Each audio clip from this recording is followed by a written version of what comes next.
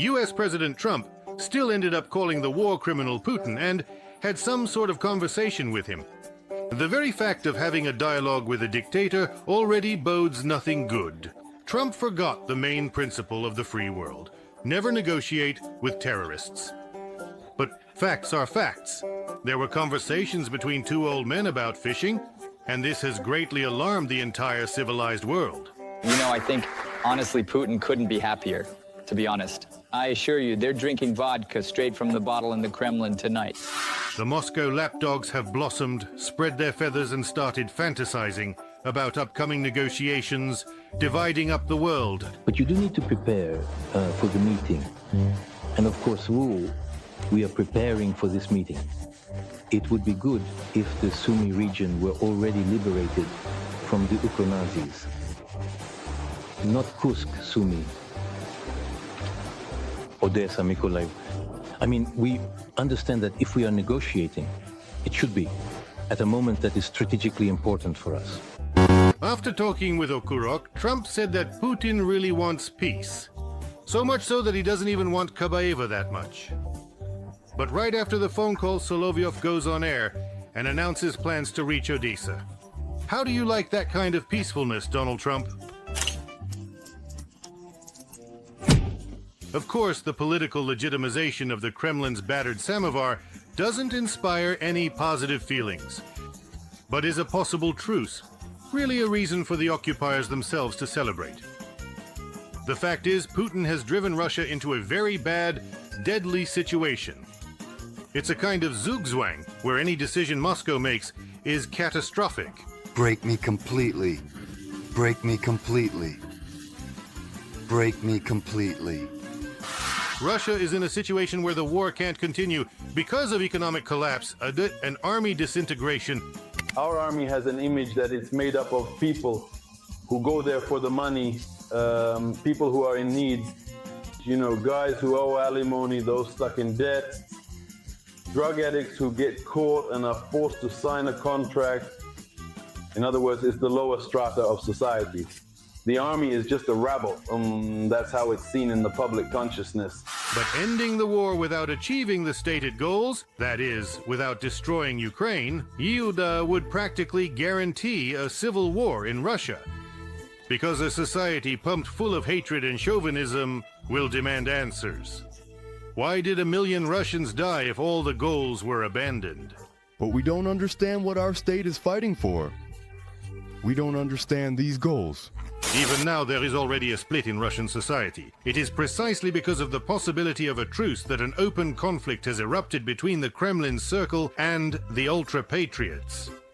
They are literally accusing each other of betraying the motherland and are calling for each other's destruction. Brigade Rapid Response. Moscow region's preparing. I would like everyone to update, as I've already said, their connection with the brigades and those who have stepped back a bit, gone on vacation and so on. The brigades will be needed, and I think they will be needed in the foreseeable future. That's this fall.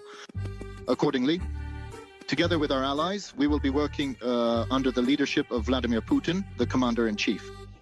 The main task is to re-educate the jingoistic patriots.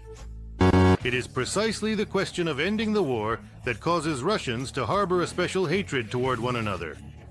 Add to this boiling cauldron of crap the growing inter-ethnic strife, and you get a perfect all-Russian conflict of everyone against everyone. Your son said, "Why are you yelling here, huh?" He told him off, yes. They've swarmed in, fucking bastards. It's a pity. My son is still at war. He needs to come back here and start shooting them. And of course, let's not forget about the millions of embittered orcs who will return home both physically and mentally scarred. And also the hundreds of thousands of convicts who have been taught to kill and loot. This Sinitsyn once killed a woman here, and 2 children were left without a mother. He killed her brutally. He raped her, he gouged out her eyes. I don't know, but he's a monster. In the city of Chebakul, a photo of a rapist and murderer was found on a display of war participants. He was recruited to the front from a penal colony. All these crowds, if only to distract them from looting and rape, the jingoists will send to kill each other in the fight for a bright future. You know very well the faces of those who torment you and your relatives. Those smooth-faced staff officers who come to the combat zone for 3 hours just to get their combat veteran IDs. The population is dying out, growing poorer, drinking itself to death, and no one cares. Only managing to bring in more migrants. This is unacceptable. This should not be happening. We call on everyone to join our union, to save our country. The point of no return has already been passed. Russia is now in such a split that even Van Damme would be jealous. Continuing the war means the collapse of the state, and ending the war also means the collapse of the state. This sucks. And that sucks too. Both of these options suck so much that There is only one way to save Russia, and that is the removal of Putin. Specifically, the removal of the cigarette butt from power. Because if he dies a natural death, it will lead to a scramble for his seat, and once again to civil war. But if the pale Siberian crane is dragged out of the Kremlin by the tail, Muscovy could avoid all these heavenly punishments. Repent, repent, repent. Please don't be shy. There are only advantages to getting rid of Putin. Count on your fingers. If Carlito is annihilated and elections are held as soon as possible, the elites will switch from a power struggle to a political one. And whoever wins the elections, even if it's Putin's former associates, they will still be forced to change the course of the state. They will be the first to condemn Putin and recognize him as a war criminal. They will do this so that sanctions are lifted from Russia and from themselves personally. Like it was all Putin's idea. A scapegoat is always convenient. Stalin's closest associate, Khrushchev, did exactly the same thing after Stalin's death. He blamed all the crimes of the Soviet regime on the mustachioed one, and even handed Crimea over to Ukraine. And the next president of Russia will do exactly the same thing. We need to come up with a plan quickly. I just can't scheme on the run. The general Russian public will also swallow the elimination of the Kremlin ghoul. All it takes is to say on TV that Putin is actually Soros's illegitimate son, the secret husband of Kirkorov, and in general, the reincarnation of Hitler. I really didn't touch the goat's privates. Honestly, I didn't touch the goat's privates. They'll say that Putin used black magic to bewitch everyone in the Kremlin, and that he also made a pact with the devil and handed over Avtovez to him to manage. What the heck? Black magic. Sorcerer. As practice has shown, propaganda can very easily and effectively fill Russians' minds with whatever beliefs are needed. The elimination of Putin will inevitably reduce tension within the Z community and among the so-called veterans of the special military operation. They have accumulated a lot of grievances, resentments, and hatred toward the authorities, and this is guaranteed to lead to an explosion. And nothing is being paid to the families and children. They told us, you are nobody. You are not the Ministry of Defense and not volunteers. That's why these payments don't apply to you. Why is there such injustice and division? This division exists at all levels of government. But if the very target of their discontent disappears, the tension will subside. The guilty party has been punished, the Kremlin has admitted its guilt, now they can just go back to drinking and terrorizing their neighbors. A hero of the special military operation from Petrozavodsk is terrorizing the entire building. 40-year-old Dmitry Yokimov, who has been convicted twice for the murders of a young woman and his brother, was supposed to be in prison until 2028.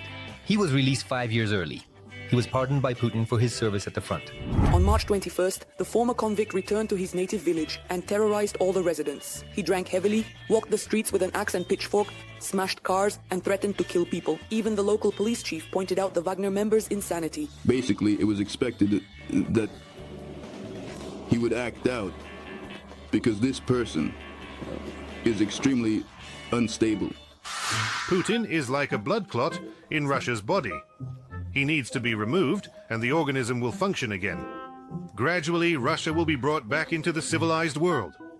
Sanctions will stop destroying its economy, and most importantly, there will no longer be a risk of a new war, which the deranged geostrategist is bound to start, no matter how the war with Ukraine ends. But most importantly, under no circumstances can we stop halfway. That is, for example, leaving Lviv to someone or something like that. If that's the case, then there was no point in starting anything at all. I'll go even further. With such sanctions, who said we should even stop at Ukraine's borders? Exactly right.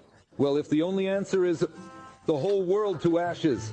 No country, no society can develop normally while constantly expecting war. Possibly even a nuclear one. With Putin, Russia's development and survival are impossible. The only question is how, not long, it will last. The economy is declining, the ruble is falling, all of Russia is tense, and yet we're still losing. Something needs to change, and urgently.